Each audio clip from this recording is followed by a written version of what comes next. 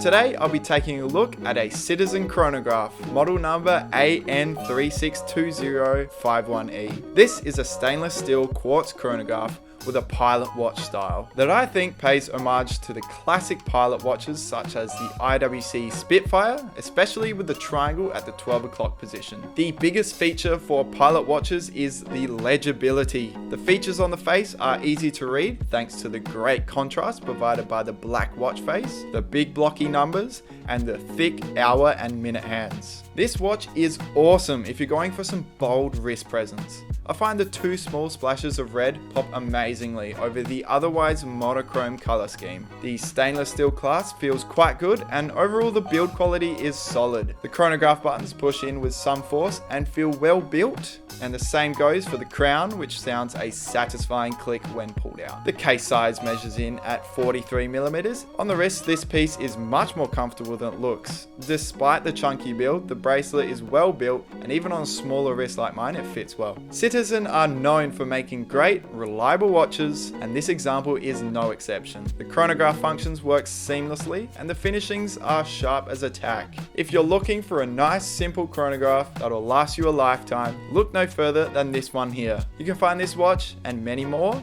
online at watchdepot.com.au.